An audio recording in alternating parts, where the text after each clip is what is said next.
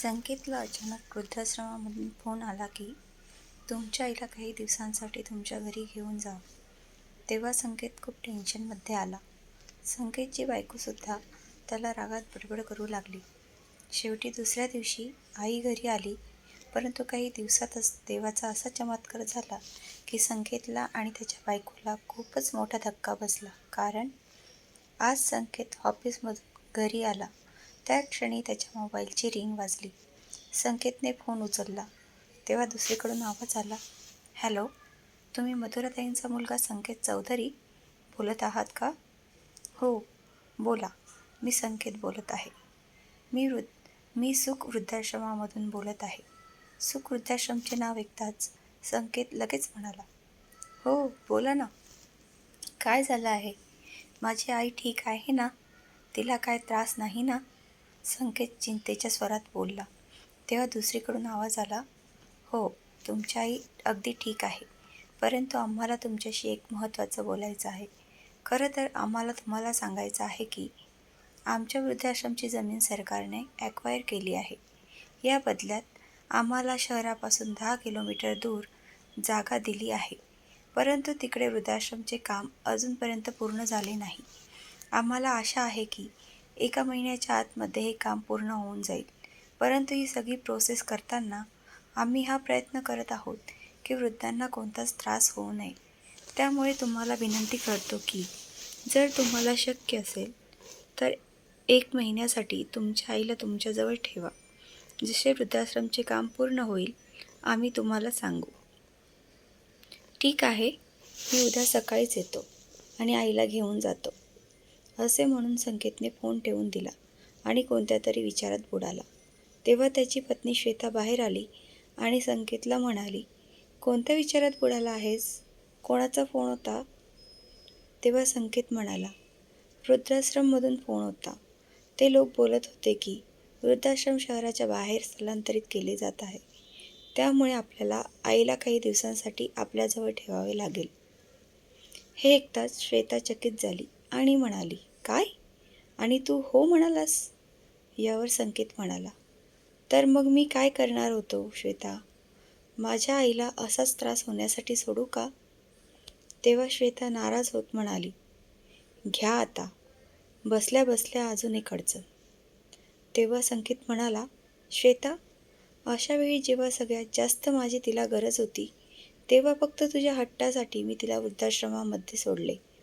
फक्त तुझ्याचमुळे आज माझी आई माझ्यासोबत नाही आणि आता माझी आई काही दिवसांसाठीच इथे राहणार म्हटल्यावर तुला अडचण वाटू लागली आहे. तेव्हा श्वेता रागात म्हणाली, संकेत, आपल्या घरात फक्त 2च बेडरूम आहेत. मग मी त्यांना जागा कुठे देऊ? आणि त्यात आपला मुलगा बंटीच्या पोटात इन्फेक्शनमुळे मी आधीच ऑफिसमधून खूप सुट्ट्या घेतल्या आहेत. तरीही त्याची तब्येत जशी आहे तशीच आहे. माहिती नाही हा त्रास कधी दूर होईल. आणि आता वरतून तुझी आई. असे बोलता बोलता श्वेता तिथून निघून गेली. दुसऱ्या दिवशी संकेत लवकर उठला आणि तयार होऊन आपल्या गाडीत बसून आईला वृद्धाश्रमामध्ये घ्यायला गेला. तिथल्या संचालिकाने आधीच त्यांना सांगितले होते की आज त्यांचा मुलगा त्यांना घ्यायला येणार आहे आणि आता त्या 1 महिना आपल्या मुलाच्या घरी राहणार आहे. आज इतक्या दिवसानंतर आपल्या मुलाचा चेहरा पाहणार हा विचार करूनच मधुराताईंच्या चेहऱ्यावर स्मित हास्य आले होते. परंतु पुढच्या क्षणी उदाससुद्धा झाल्या, कारण त्यांचा मुलगा आपल्या मर्जीने त्यांना घ्यायला येत नव्हता. उलट आईला आपल्यासोबत ठेवणेच त्याची एक मजबुरी होती. नाराज मनाने मधुराताई आपले कपडे एका बॅगेमध्ये ठेवायला लागल्या. कॉटजवळ असणाऱ्या टेबलवर त्यांनी आपल्या छोट्याशा फॅमिलीचा एक फोटो ठेवला होता, ज्यामध्ये त्यांच्या पतीने सदाशिवरावांनी आपल्या 1 वर्षाच्या मुलाला संकेतला कडेवर घेतले होते. त्या फोटोला बॅगमध्ये ठेवण्याअगोदर मधुराताई त्या फोटोला खूप निरखून पाहत होत्या आणि त्यांच्या कानात लहानपणीच्या संकेतचे आवाज घुमायला लागले. मधुराताई एकाएक आपल्या भूतकाळात हरवून गेल्या आणि त्यांच्यासमोर आपल्या मुलाच्या लहानपणीच्या आठवणी जिवंत झाल्या. मधुराताई आपल्या पती सदाशिवरावांसोबत गावात राहत होत्या. सदाशिवराव त्या गावात एका सरकारी स्कूलमध्ये शिक्षक होते. परंतु मधुराताई स्वतः एवढ्या शिकलेल्या नव्हत्या, पण तितक्याच समजूतदार आणि कुशल गृहिणी होत्या. त्या गावात त्यांचे स्वतःचे घर होते. खूप साऱ्या सुखसुविधा तर नव्हत्या, परंतु कोणत्याच गोष्टीची कमीसुद्धा नव्हती. कमी फक्त याच गोष्टीची होती की लग्नाला 5 वर्ष झाले तरी त्यांना मूलबाळ झाले नव्हते. माहिती नाही कितीतरी तीर्थयात्रा करून देवापुढे डोके टेकवले, कितीतरी नवस बोलले आणि शेवटी देवाने त्यांचे गाऱ्हाणे ऐकले आणि संकेतच्या रूपात त्यांना मुलगा झाला. आई वडील खूपच लाडाने प्रेमाने आपल्या मुलाला सांभाळायला लागले होते. छोटा संकेत तर आपल्या आईशिवाय जेवतही नव्हता. त्याच्या छोट्याशा थोड्याशा रडण्याने आवाजाने सुद्धा मधुराताई सगळं कामकाज सोडून त्याच्याजवळ धावत जायच्या. आपल्या मुलाला पाहून ते दोघेही खूप खुश होऊन जात होते आणि विचार करत होते की रिटायरमेंटनंतर संकेत त्यांची खूप सेवा करेल आणि ते दोघेही खूप आरामात जीवन जगेल. वडिलांनी त्याच्या शिक्षणात कधीच पैशाची कमी येऊ दिली नाही. शाळेनंतर त्याने इंजिनिअरिंगचे शिक्षण घेतले आणि शिक्षण पूर्ण झाल्यानंतर एका चांगल्या कंपनीमध्ये संकेत जॉबला सुद्धा लागला. आपल्यासोबत काम करणाऱ्या श्वेताला तो पसंत करू लागला आणि लवकरच दोघांनी लग्नाचा निर्णय घेतला. श्वेता एक आधुनिक मुलगी होती जी एकदम बिनधास्त स्वभावाची होती. लहानपणीच तिच्या आईचा मृत्यू झाला होता. वडिलांनी शिक्षणासाठी तिला हॉस्टेलमध्ये पाठवले होते आणि शिक्षण पूर्ण झाल्यानंतर तिने नोकरी करायला सुरुवात केली होती. परंतु या दरम्यान तिला फॅमिली या शब्दाचा अर्थ कधीच कळाला नव्हता. जेव्हा संकेतने आपल्या पसंतीबाबत आपल्या आईवडिलांना सांगितले तेव्हा मधुराताईंनी आणि सदाशिवरावांनी लगेच होकार दिला. त्यांनी हा विचार केला की वेळेनुसार बदलायलाच हवे. आजकाल मुलं आपल्याच पसंतीने लग्न करतात. त्यामुळे त्यांनी आपल्या मुलाच्या आनंदासाठी या स्थळाला होकार दिला. परंतु लग्न होताच श्वेताने संकेतला स्पष्ट शब्दात सांगितले की तिला त्यांच्या जीवनात कोणाचीही लुडबुड आवडणार नाही आणि तिची या खेडेगावात राहण्याची इच्छा नाही. श्वेताचे असे बोलणे ऐकल्यानंतर संकेत हैराण झाला होता. त्याने आपल्या पत्नीला समजवण्याचा खूप प्रयत्न केला, परंतु तिने काहीच ऐकले नाही. शेवटी शहरात राहण्यासाठी काही दिवसांनी त्या दोघांनी पुण्याला एका कंपनीमध्ये नोकरी जॉईन केली आणि आपल्या आईवडिलांना सोडून मोठ्या शहरात आपले नवीन जग तयार केले. गावाला मधुराताई आणि सदाशिवराव पश्चाताप करत राहिले. राहून राहून मधुराताई विचार करायच्या किती स्वप्न पाहिले होते त्यांनी की सुनबाई आल्यानंतर त्या तिचे लाड करतील, तिच्या मुलीचे प्रेम करतील, पण स्वप्न ती स्वप्नच राहिली. हळूहळू दिवस निघून गेले. त्यांचा मुलगा संकेत आता 2 मुलांचा बाप झाला होता आणि सदाशिवराव आपल्या नोकरीतून रिटायर झाले होते. मधुराताई आणि सदाशिवरावांची खूप इच्छा व्हायची की आपला नातू आणि नातीला खूप प्रेम देऊ, त्यांना लाड करू. पण कधी ते आपल्या मुलांना भेटायला शहरात यायचे तेव्हा 4-5 तासात परत यायचे. परंतु त्यांचा मुलगा किंवा सून त्यांना कधीच राहण्यासाठी बोलत नव्हते. परंतु तरीही दोघेही गावाला सोबत होते. परंतु एक दिवस अचानक सदाशिवरावांचा रस्त्यावर अपघात झाला आणि त्यांच्या डोक्याला मार लागल्यामुळे तिथेच जागेवर मृत्यू झाला. आणि त्याच दिवशी मधुराताईंचे जसे काय जगच निघून गेले. त्या एकदमच तुटून गेल्या होत्या. आपल्या वडिलांच्या मृत्यूची बातमी ऐकताच संकेत लगेच आपल्या पत्नीला आणि मुलांना घेऊन गावाला पोहोचला आणि सगळ्या विधी पार पाडल्या. त्यांची सुनबाई श्वेता 4 दिवस औपचारिकरित्या राहिली आणि आपल्या मुलांना घेऊन पुण्याला परत निघून गेली आणि संकेत पूर्ण 15 दिवस गावाला राहिला होता. सगळं काही ठीक करून आईला हे सांगून पुण्याला गेला की एक दिवस तुला माझ्यासोबत पुण्याला घेऊन जाईल. एक दिवस शेजारीण मधुराताईंची हालचाल विचारण्यासाठी आली तेव्हा गप्पा मारता मारता मधुराताईंनी त्यांना सांगितले की आता त्यांचा मुलगा त्यांना पुण्याला घेऊन जाणार आहे. तेव्हा ती शेजारीण म्हणाली, अगं मथुरा, तू सुद्धा काय बोलत आहेस? जर घेऊन जायचीच असते तर आधीच घेऊन गेला असता. संकेतला जाऊन किती दिवस झाले आहे आणि आजकालच्या सुनांना आपल्या सासू सासऱ्यांसोबत राहायला आवडत नाही. वर्तमानपत्र वाचते की नाही कधी? आजकालची मुलं आपल्या आईवडिलांना सोबत ठेवत नाही. जास्त झाले तर थोडेफार पैसे देऊन आपले कर्तव्य पार पाडतात. शेजाऱ्यांचे बोलणे ऐकून मधुराताई चकित झाल्या आणि पुन्हा आपल्या मनाला समजवताना बोलल्या, अरे नाही, माझा मुलगा असा नाही, तो मला नक्कीच घेऊन जाईल. मधुराताईंनी त्या शेजारींच्या बोलण्याला नाकारले होते, परंतु संकेतची वाट बघता बघता 6 महिने निघून गेले होते, पण संकेत त्यांना घ्यायला आला नाही. आता तर एकटेपणा त्यांना खायला उठला होता आणि मधुराताई आता आजारी राहू लागल्या होत्या. ही गोष्ट जेव्हा संकेतला माहिती पडली तेव्हा त्याला राहवले नाही, परंतु जसा तो गावाला जाऊन आईला शहरात आणण्यासाठी श्वेताला बोलला तेव्हा श्वेता त्याच्याशी भांडायला लागली आणि साफ शब्दात सांगितले की या घरात तुझ्या आईला ठेव किंवा मला. शेवटी तरसून संकेतने आपल्या आईची पुण्यातल्या एका वृद्धाश्रममध्ये राहण्याची सोय केली, जिथे सुखसुविधाच्या प्रत्येक वस्तू उपलब्ध होत्या. फक्त नव्हते ते त्यांचा आपला परिवार. परंतु तरीही तिथे त्यांची व्यवस्थित काळजी घेतली जात होती. सकाळी उठून आपल्या वयाच्या लोकांसोबत योगाभ्यास करू लागल्या आणि दिवसा कोणतेही धार्मिक पुस्तक वाचत होत्या किंवा बागेमध्ये आपला वेळ घालवायच्या. हळूहळू त्यांची तब्येत सुधारू लागली होती. आज त्यांना त्या वृद्धाश्रमामध्ये येऊन 5 वर्ष झाली होती. या दरम्यान संकेत कधीतरी आपल्या आईला भेटण्यासाठी येऊन जात होता. परंतु यावेळी कदाचित कामामुळे 6 महिने निघून गेले होते. संकेत त्यांना भेटायला आला नव्हता. मधुराताई आपल्या भूतकाळात हरवल्या होत्या. तेव्हाच पाठीमागून आवाज आला, "कशी आहेस आई?" संकेत आईच्या पाया पडताना बोलला. तेव्हा मुलाचा चेहरा पाहताच मधुराताईंच्या चेहऱ्यावर हास्य पसरले आणि मग सगळं काही विसरून मुलाला भरपूर आशीर्वाद देऊ लागल्या. संकेतने त्यांचे सर्व सामान गाडीमध्ये ठेवले आणि आपल्यासोबत आपल्या घरी घेऊन आला. घरी पोहोचल्यानंतर डोरबेल वाजवली. तेव्हा श्वेताने दरवाजा उघडला. आज श्वेताने संकेतच्या म्हणण्यानुसार ऑफिसमधून सुट्टी घेतली होती. आपल्या सासूला मधुराताईंना समोर पाहून तिने इच्छा नसूनही त्यांच्या पायाला स्पर्श केला होता. संकेत त्यांचे सामान घेऊन आतमध्ये गेला आणि मधुराताई आपल्या सुनेच्या डोक्यावर हात ठेवून खूप प्रेमाने आशीर्वाद देऊ लागले. तेव्हा श्वेतासुद्धा बळच हसली आणि म्हणाली, "या ना आई आत, मध्ये येऊन बसा." कोणाच्या तरी येण्याच्या आवाजाने मुलंसुद्धा धावत बाहेर आले. "मम्मी, तू कोणासोबत बोलत आहेस?" मधुराताईंची 7 वर्षाची नात म्हणाली. तेव्हा हळूच तिच्या डोक्यावर एक टपली टाकत तिचा 9 वर्षाचा भाऊ बंटी म्हणाला, "अरे, तुला दिसत नाही का? आपल्या घरी पाहुणे आले आहेत." तेव्हा पाठीमागून संकेत आला. हसून म्हणू लागला, "बाळा, हे कोणते पाहुणे नाही आहेत. ही तुमची आजी आहे. जेव्हा तुम्ही छोटे होते तेव्हा तुम्ही हिला भेटले होते. चला लवकर तिच्या पाया पडा आणि आशीर्वाद घ्या." आपल्या नातीला आणि नातूला भेटल्यानंतर मधुराताईंना खूपच आनंद झाला होता.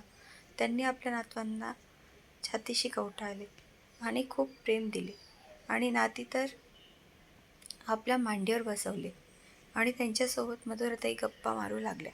परंतु इकडे आतल्या आत श्वेताची काळीज जळत होते. तिला समजत नव्हते की 2 बेडरूमच्या फ्लॅटमध्ये ती आपल्या सासूची राहण्याची व्यवस्था कशी करेल.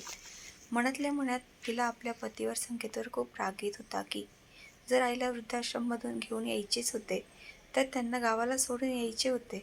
इथे माझ्या डोक्यावर आणून बसवण्याची काय गरज होती. मधुराताईंना आपल्या सुनेचा स्वभाव चांगलाच माहिती होता. श्वेताचा फुगलेला चेहरा ती नाराज आहे हे साफ साफ सांगत होता. परंतु तिच्या या स्वभावाला दुर्लक्ष करून मधुराताई मुलांना म्हणू लागल्या, "अरे बाळांनो, तुमची आजी इतक्या वर्षानंतर तुमच्या घरी आली आहे. मग तुमची खोली मला दाखवणार नाही का?" "हो आजी, आम्ही दाखवणार." असे म्हणून मुलं आपल्या आजीचा हात धरून आपल्या खोलीत जायला लागली.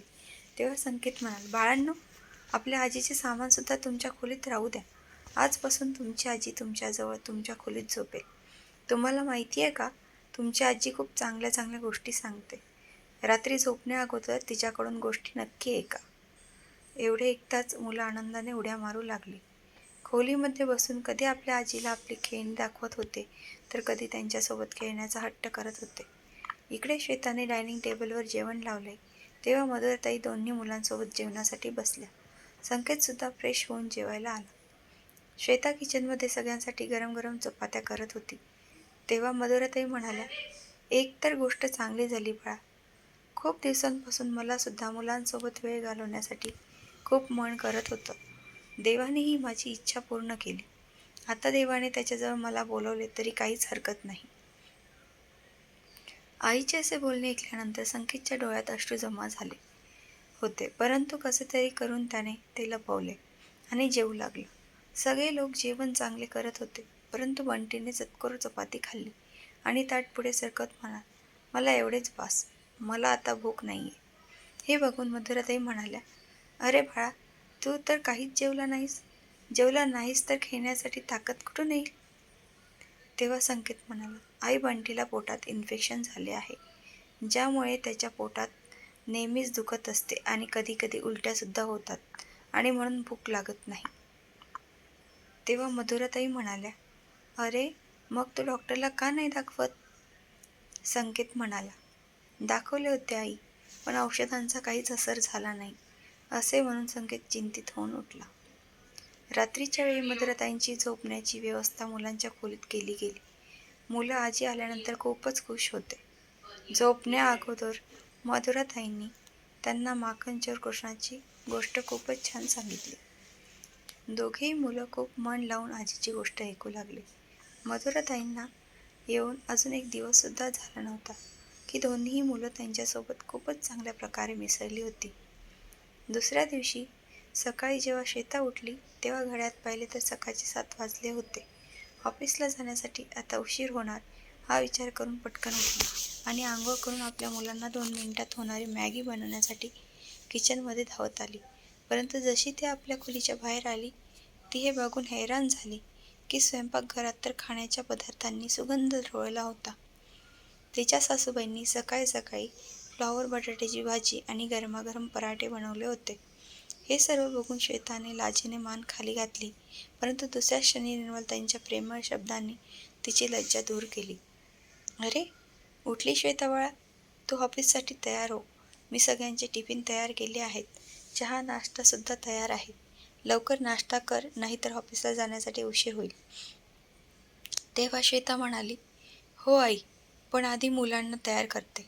परंतु पाठीमागून मुलांचा आवाज आला, मम्मी, आम्हा दोघांना तर आजीने तयार केले आहे. आज मुलं आजीसोबतच सकाळी सकाळी उठली होती. संपूर्ण नजारा बघून श्वेता आश्चर्यचकित झाली होती.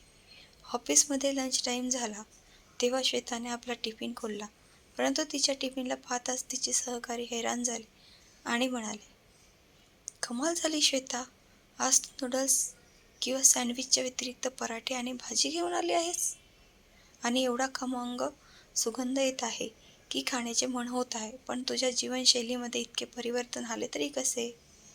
कारण तुला तर सकाळी सकाळी स्वयंपाक करण्यासाठी वेळच मिळत नाही. तेव्हा श्वेता म्हणाली, खरं तर असे आहे की काही दिवसांसाठी माझ्या सासूबाई आमच्या घरी राहण्यासाठी आल्या आहेत. हे सर्व त्यांनीच बनवले आहे. श्वेता आणि तिच्या सहकार्यांची देसी तुपाचे पराठे आणि स्वादिष्ट फ्लॉवर बटाट्याची भाजी खाऊन आनंद घेतला आणि सगळे वाह वाह करून बोटं चाटत राहिली. संध्याकाळी जेव्हा श्वेता आणि संकेत घरी आले त्यावेळी मुलंसुद्धा घरी आली होती. श्वेता दिसताच तिची मुलगी म्हणाली, मम्मी, आज आम्हाला स्कूलला टिफिन काढण्यात खूप मज्जा आली. रोज रोज मॅगी, नूडल्स, सँडविच खाऊन खाऊन आम्ही लोक बोर झालो होतो. बंटीसुद्धा म्हणाला की, हो मम्मी, आज मी माझा टिफिन पूर्ण संपवला आहे आणि आज माझ्या पोटात सुद्धा दुखले नाही. हे ऐकून संकेत आणि श्वेताला खूपच आनंद झाला होता. तेव्हा मधुराताई बंटीला म्हणाल्या, आणि पुढे सुद्धा आता तुझ्या पोटात कधीच दुखणार नाही. आता बघ, तू पूर्णपणे बरा होशील. आपल्या मुलांना आजीचे प्रेम मिळताना पाहून संकेत खूपच खुश होता. मधुराताईंनी पाहिले की दोन्ही मुलं थोड्या थोड्या वेळानंतर बाजारातले चिप्स आणि बिस्किटांची डिमांड करत होते.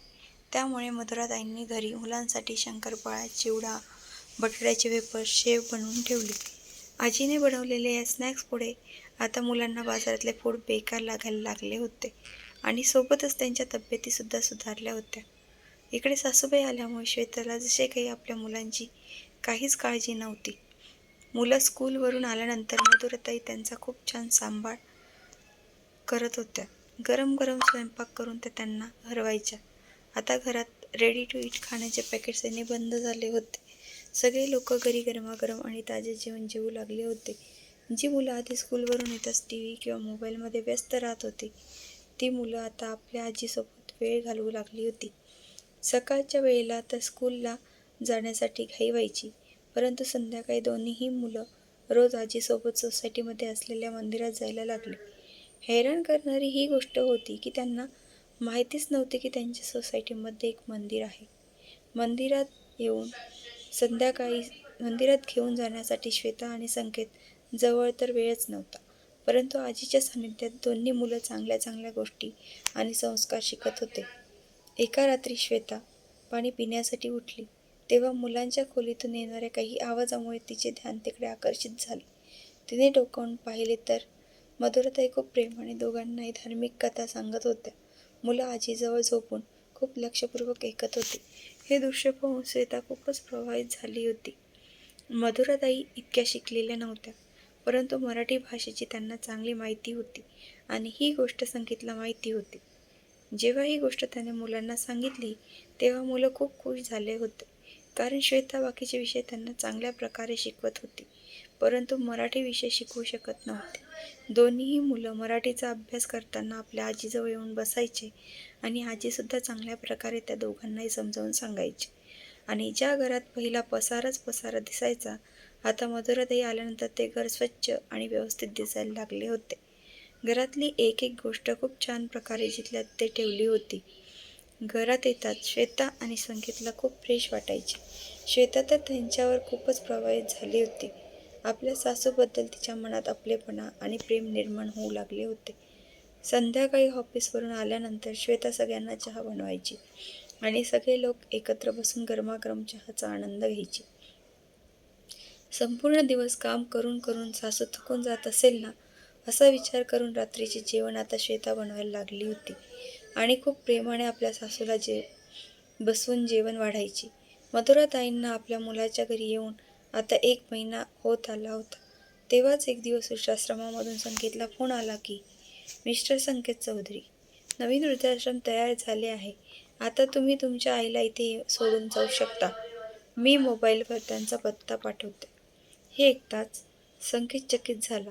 या एका महिन्यामध्ये तो हे पूर्णपणे विसरून गेला होता की तो आपल्या आईला फक्त काही दिवसांसाठीच आपल्या घरी घेऊन आला आहे. परंतु आईला पुन्हा तिकडे सोडण्याचे त्याचे बिलकुल मन करत नव्हते. भरलेल्या आवाजात त्याने श्वेताला आईला परत सोडण्याची गोष्ट केली. तेव्हा श्वेतासुद्धा थोडी काळजीत पडली.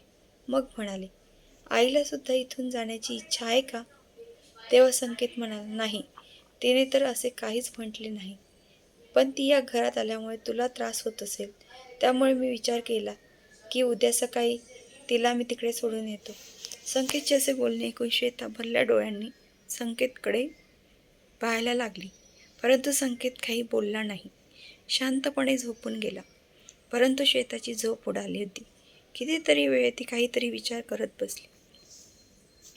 दुसऱ्या दिवशी श्वेता ऑफिसमधून लवकर सुट्टी घेऊन घरी परत आली. तिची तब्येत ठीक वाटत नव्हती. त्यामुळे येताच खोलीमध्ये जाऊन बेडवर पडली. तिला अशा अवस्थेत बघून मधुराताई त्या क्षणी तिच्या खोलीत आल्या. कपाळावर हात ठेवला तर ताप आला होता. बाळा, तुला तर खूप ताप आला आहे, काळजीच्या स्वरात मधुराताई म्हणाल्या आणि लगेच बाहेर जाऊन औषधाच्या डब्यातून तापाची गोळी घेऊन आल्या. श्वेताला तापाची गोळी दिली आणि थंड पाण्याच्या पट्ट्या तिच्या कपाळावर ठेवू लागल्या. थोड्याच वेळात ताप कमी झाला. तेव्हा मधुराताईंनी तुळशीच्या पानांचा आणि आल्याचा चहा बनवला आणि श्वेताला प्यायला दिला. श्वेताचा ताप थोड्या वेळाने उतरला होता, परंतु तिच्या डोळ्यातून अश्रू लगातार वाहत होते. आत्तापर्यंत संकेतसुद्धा घरी आला होता, परंतु श्वेताला काय टेन्शन आहे हे मधुराताईंना कळत नव्हते. फक्त ती काहीच न बोलता रडतच होती. परंतु संकेतला श्वेताच्या रडण्याच्या मागचे कारण माहिती होते. त्यामुळे मुद्दामूनच त्याने आपल्या आईचे वृद्धाश्रममध्ये सोडण्यासाठी सामान पॅक करायला सुरुवात केली. त्याच वेळेस लगेच श्वेता आपल्या सासूच्या गळ्यात पडली आणि जोरात रडू लागली आणि म्हणाली, आई, मला माफ करा. तुमचे प्रेम समजायला मला खूप उशीर झाला. लहानपणापासूनच देवाने मला आईच्या प्रेमापासून लांब ठेवले आणि जेव्हा सासूच्या रूपात मला आई मिळाली, तेव्हा मी तुमची ममता समजू शकले नाही किंवा ओळखू शकले नाही. असे निस्वार्थ प्रेम फक्त एक आई आपल्या मुलांना देऊ शकते. आपल्या सुनबाईच्या मुखातून आपल्यासाठी प्रेमळ शब्द ऐकून मधुराताई भावनिक झाल्या आणि त्यांच्या डोळ्यातून अश्रू वाहू लागले. तेव्हा श्वेता म्हणाली, आई, तुम्ही आता तुमच्या या मुलीला सोडून कुठेच जाणार नाही. इथेच आमच्याजवळ राहणार. या आधुनिक जीवनाच्या पळापळीमध्ये मी आजपर्यंत समजू शकले नाही की आपल्यापेक्षा मोठ्या व्यक्तींचं आपल्या जीवनात किती महत्त्व आहे. आजी आजोबांकडून दिले गेलेले संस्कार आणि शिक्षणाचे जीवनावर किती सकारात्मक प्रभाव पडतो हे मी तुमच्यासोबत राहिल्यानंतर पाहिले. खरं सांगू तर फॅमिलीचा अर्थसुद्धा मला तुमच्यासोबत राहिल्यानंतर माहिती पडला आहे. आई, आता तर मलासुद्धा तुमच्याकडून वेगवेगळे स्वादिष्ट पदार्थ शिकायचे आहेत. आता तर मी तुम्हाला कुठेच जाऊ देणार नाही. असे बोलून श्वेताने पुन्हा एकदा आपल्या सासूबाईला मिठी मारली आणि रडू लागली. गप ग वेडाबाई, इतकं कोणी रडतं का? मधुराताई प्रेमाने श्वेताला ओरडल्या आणि तिच्या डोळ्यातले अश्रू पुसताना म्हणाल्या, आपल्या सुनबाईकडून इतके प्रेम मिळाल्यानंतर मी तिला कशी सोडून जाऊ शकते? तेव्हा पाठीमागून 2 मुलं आली आणि आजीचे पाय जोरात पकडून हसत हसत म्हणाले, तुला जायचे असेल तर आम्ही जाऊ देणार नाही. आजी, आता आम्ही तुला कुठेच सोडणार नाही. मुलांच्या या बोलण्यामुळे घराचे वातावरण हसते खेळते झाले आणि पूर्ण घर आनंदाने भरले. विचार करण्याची गोष्ट आहे की शेवटी माणूस देवाकडून मुलं का मागतो? कारण की म्हातारपणात मुलं त्यांची काठी होईल आणि जीवनाचे शेवटचे क्षण आपल्या नातवंडासोबत हसत खेळत घालवतील. आई वडील आपल्या मुलांसाठी प्रत्येक कुर्बानी देत असतात. त्यांना प्रत्येक सुखसुविधा देऊन सांभाळत असतात.